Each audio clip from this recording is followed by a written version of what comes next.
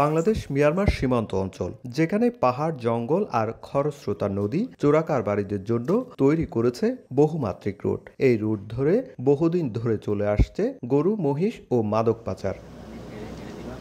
সীমান্তের ওপার মিয়ানমারের জিরো পয়েন্টে পুঁতে রাখা হয়েছে অসংখ্য স্থলমাইন। চোরাচালান চক্রের মূল হোতারাও থাকেন আড়ালে, আর সামনের সারিতে থাকেন হতদরিদ্র মানুষ, যাদের প্রলোভন দেখিয়ে পাঠানো হয় সীমান্তের ওপারে। মাইন বিস্ফোরণে অঙ্গ হারিয়ে চিরতরে থেমে যায় তাদের চলার পথ। ওখানে আমাদের লোক যায় গরু আনার জন্য, সুপারি আনার জন্য। ওখানে পথে বসে দেয়, ওখানে ফুটে যায়। ও মায়ানমারের লোকে। মদগুলো দিয়ে আমরা চলাচল করি, ওগুলো দেখাও যায় না, পা পড়লে তারপর পড়ে উঠে। নাইক্ষ্যংছড়ির প্রায় 40 কিলোমিটার সীমান্ত জুড়ে বিজিবি চিহ্নিত করেছে অন্তত 30টি চোরাচালান পয়েন্ট। এসব পয়েন্টে ঝুঁকি নিয়েই পা দিচ্ছেন মৃত্যুর ফাঁদে।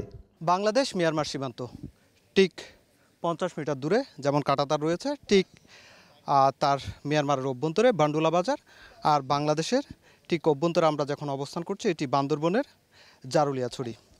এটি লাল পতাকা যেখানে দেওয়া হয়েছে, এটি আসলে সতর্ক বার্তা হিসাবে এসব পয়েন্ট ব্যবহার করে যারা চোরাকারবারি রয়েছে তারা মিয়ানমারের অভ্যন্তরে যাচ্ছে এবং সেখানে গিয়ে মাইন বিস্ফোরণে আহতের ঘটনা ঘটছে। তবে লাল পতাকা টাঙিয়ে দেওয়ার পাশাপাশি সীমান্তের নজরদারি বাড়িয়েছে বিজিবি। এটা অ্যালার্মিং হারে বৃদ্ধি পাচ্ছিল। তো আমরা এটার বিপরীতে যেটা করেছি, চোরাচালানি রুটগুলো চিহ্নিত করে লাল পতাকা স্থাপনের মাধ্যমে সতর্কবার্তা জারি করেছে। সীমান্তের স্থানীয় বাসিন্দাদের সচেতনতার অভাব ও শিক্ষার নিম্ন হার ঝুঁকির মাত্রা আরও বাড়ছে বলে মত উপজেলা প্রশাসনের। তবে বিজিবি বলছে মূল হোতাদের আইনের আওতায় আনতে কাজ করছেন তারা।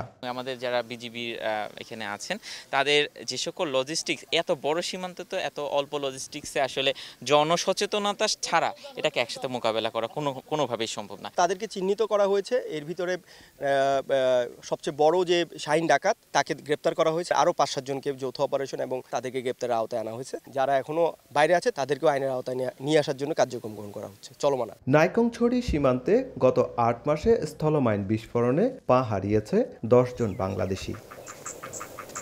সুজাউদ্দিন রুবেল, সময় সংবাদ, বান্দরবান।